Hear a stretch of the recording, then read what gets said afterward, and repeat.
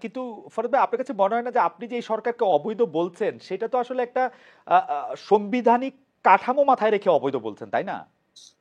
আপনি যে সংবিধানে অন্তর্বর্তী উপদেষ্টা সরকার নামক কিছু নাই, আপনার সংবিধানে তো নাই, হুম। তাহলে আপনার বৈধতার ভিত্তি কি? একশো খুব ছয় সিম্পল ব্যাপার। 106 সুপ্রিম কোর্ট আস- আমাকে বলছে। না, না, সুপ্রিম কোর্ট মতামত দিতে পারে, এই দ্বারা এটাকে বৈধ করতে পারে না। কারণ সংবিধানের মধ্যে এরকম কিছু নাই যাতে আপনি এরকম একটা সরকার আপনি গঠন করতে পারেন। সুপ্রিম কোর্টও তো অলরেডি গণঅভ্যুত্থানের পরে অবৈধ হয়ে যায়, ফলে আপনি কিন্তু নিজেকে জোর করে বৈধতা প্রমাণ করলে হয় না। সুপ্রিম কোর্ট 106 অনুযায়ী হুম। মতামত দিতে পারে, এটা আমি লিখেছি। হুম। সে শপথ নিয়েছেন যে সংবিধান তিনি রক্ষা করবেন। যিনি শপথ নিয়েছেন সংবিধান রক্ষা করবেন, তিনি কি করে আবার এখন সংবিধান কি বলে বিভিন্ন রকম কমিশন করে সংবিধান সংস্কার করবেন কিসের ভিত্তিতে? এ- এটা তো কোনো বৈধ বৈধ ভিত্তি না তো এটা। ফলে আপনি তো এইভাবে তো জোড়াতাড়ি দিয়ে স- রাস্তা চলে না। মানে মানে আপনাকে তো মানে ফরদ হ্যাঁ, ভাই, সংস্কারই তো রক্ষা। আমরা যখন একটা বিল্ডিং এর সংস্কার করি তখন তো এটা রক্ষা করতেই সংস্কার করি। তো আপনার আপনি যখনই বিল্ডিং এ বানান না কি নিয়ে সংস্কার করবেন? আপনার তো রাষ্ট্রটাই গঠন করেন না, কি সংস্কার করবেন? এগুলো তো আজগুবি কথা। Right, right. আপনি তো রাষ্ট্র আগে তো গঠন করতে হবে, আগে তো রাষ্ট্রটা বানাইতে হবে। আপনি 72 তো পারেন নাই, আর আপনি এবারও পারলেন এতটা বছর পরে। তাহলে যদি না পারেন, এটা তো ভয়ানক ব্যাপার, এটা তো সাংঘাতিক রকম একটা ক্ষতির মধ্যে পড়ে গেলাম আমরা আমরা আবারও 50 বছর পিছিয়ে পড়ে গেলাম। কিন্তু সরকার বোঝো কিনা, এটা তো সুপ্রিম কোর্ট বলবার কোনো এখতিয়ারই নাই। এবং এটা সুপ্রিম কোর্টের কাছে এরকম কোনো যে যখন কেউ গেছে এরকম কোনো ইয়ে নিয়ে আপনি কি রিট নিয়ে সুপ্রিম কোর্টে গ্রহণ করে নাই, আপনি গায়ের জোরে আছেন ক্ষমতা, এটা এটাই মিন করে। কিন্তু কিন্তু কিন্তু ফরদ ভাই, যেরকম একটা মানে আপনাকে আপনাকে ধার করেই বলি যে এই গণ অভ্যুত্থানই তো ওনার জন্য রায়। এটা তো আর সুপ্রিম কোর্ট, সংবিধান আর কোনো কিছু চুপ্পু কোনো কিছু তো ওনার জন্য একমত, লাগে না। একমত। এটা উত্তর দেয় জি। ন্যায় রায়। তা সুপ্রিম কোর্ট আমি জনঅভ্যুত্থান রায় হলে তাকে জনগণের অভিপ্রায়ের প্রতিনিধি হিসেবে হুম। তার ক্ষমতা নেওয়া উচিত ছিল। হুম। এবং তার উচিত ছিল সংবিধানকে বাতিল করে দেন, আমি বারবার বলেছি। হুম। সংবিধানকে বাতিল করে দিয়ে তিনি এই যে আপনার অন্তর্বর্তী সরকার প্রধান হিসেবে তিনি ঘোষণা করবেন। এবং তার প্রধান দায়িত্ব হলো যে একটা গঠনতন্ত্র প্রণয়ন করা, গঠনতন্ত্র প্রণয়ন করা। এটাই হলো তার প্রধান দায়। ফলে এই দায়টা তিনি পালন করেন নাই। এই দায়িত্ব তিনি পালন না করে তিনি সংবিধানের অধীনে তিনি নিজেকে ঢুকিয়ে দিয়েছেন। ঢুকিয়ে দিয়ে তিনি স্বভাবতই শেখ হাসিনার সংবিধানের অধীনে তিনি এসেছেন। এখন তিনি কি করে কমিশন করেন আর সংবিধান সংশোধন করেন? তিনি তো শপথ নিয়েছেন যে সংবিধান তিনি রক্ষা করবেন।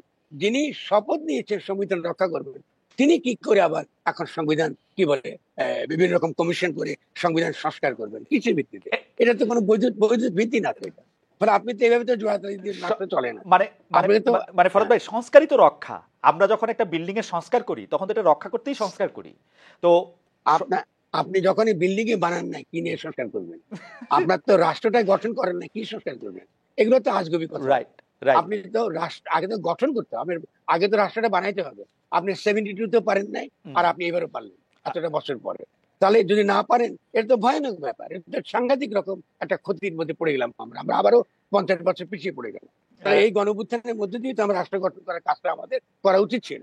এটাই আমি বলছি বারবার, এত কিছু না। আপনার কাছে আপনিও সেটা বারবার পরিষ্কার করেছেন, বলেছেন, লিখেছেন, ইন্টারভিউ দিয়েছেন যে সংবিধানটা এটার ক্ষেত্রে একটা বড় বাধা।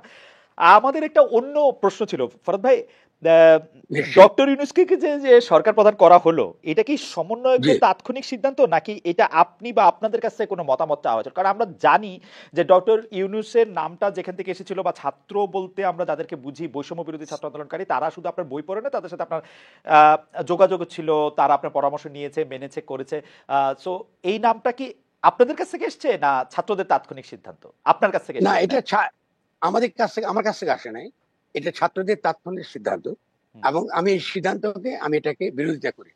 না করার একটা বড় কারণ ছিল আমার মনে, না বিরোধিতা করি, এর বড় কারণ ছিল আমার কাছে মনে হয়েছে যে তিনি থাকলে এটা আমাদের জন্য অনেক সুবিধাজনক হবে।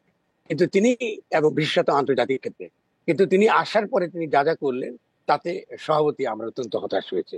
এবং সম্প্রতি তার যে নিউ ইয়র্ক সফর যেটা তিনি করেছেন, হুম। সেটা আমাদেরকে মারাত্মকভাবে হতাশ করেছে। ফলে এটা আমরা তো সিদ্ধান্ত তো ভুল নিতেই পারি, ছাত্ররা তো একটা ভুল সিদ্ধান্ত নিয়েছে। কিন্তু এখন তো আপনি এর মধ্যে পড়ে গিয়েছে। এখন তো যতটা সম্ভব তাকে যদি আমরা বোঝাতে পারি, যতটা সম্ভব আমরা আগাতে পারি, এই চেষ্টা আমাদের করতে হবে। কিন্তু প্রথমত, এবং শুধু তাই নয়, তিনি যে বক্তৃতা দিয়েছেন জাতিসংঘে, সেখানে তিনি তার যে আদর্শ, যাদের হুম। 3-0, এটা তিনি প্রচার করছেন। তো এটা তো রাষ্ট্রের আদর্শ না, এটা তো বাংলাদেশে আমরা সেই সিদ্ধান্তগুলো নেই। আর দ্বিতীয়ত তিনি জাতির সঙ্গে দেখা করেছেন বাইডেন।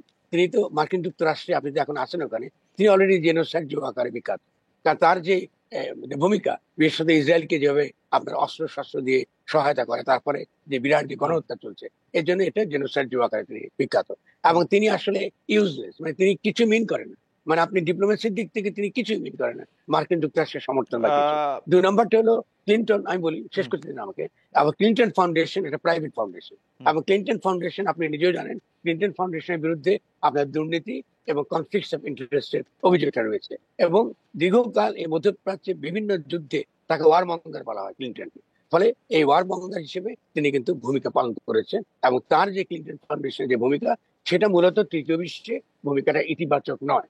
ফলে হুম, দেখেন, এগুলো কিন্তু একটা ভাবমূর্তি তৈরি করে, মানে তার হুম। সম্পর্কে আমাদের যে মূল্যায়নটা, সে মূল্যায়নটা একটা নেতিবাচক জায়গায় চলে যায়। ফলে আমরা চাই না যে তিনি এমন কিছু করেন যেটা আসলে আমাদের জন্য, বাংলাদেশের জন্য এটা বিপজ্জনক হয়। ফলে এই কথা তো আমাদের মতো লোকরা তো বলবেই, কারণ আমরা তো বুদ্ধিজীবীদের জায়গা থেকে কিছু দায় আমাদের আছে। ফরদ ভাই, একটু পরিষ্কার করার জন্য কি বলবো, আবার একটু আপনি বিরক্ত না হলে, সেটা হচ্ছে যে নিশ্চয়ই, আপনি কি মনে করেন নিশ্চয়ই, প্রফেসর প্লিজ। ইউনূসকে সরকার প্রধান হিসেবে নিয়োগ বা অনুরোধ করার বা তাকে এই দায়িত্ব নেওয়ার যে সিদ্ধান্ত, সেই সিদ্ধান্ত ভুল ছিল?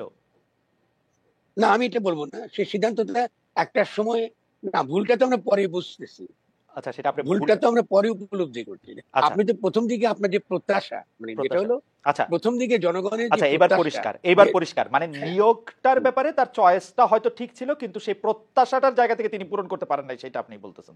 সেটাই সেটাই বলছি। এবং আপনি কি এইটা একদম স্পষ্ট বললেন, আমি নোট নিলাম, ডিপ্লোমেসির দিক দিয়ে প্রফেসর ইউনূসের অবস্থান কিছু মিন করে না, মানে তিনি মার্কিন যুক্তরাষ্ট্র যা বলছেন তাই আসলে প্রতিধ্বনি করছেন, আপনি কি এরকম বলছেন? আমি এভাবে বলিনি, জি। আমি বলছি ডিপ্লোমেসির দিক থেকে জো বাইডেন কোনো তাৎপর্য বহন করে না।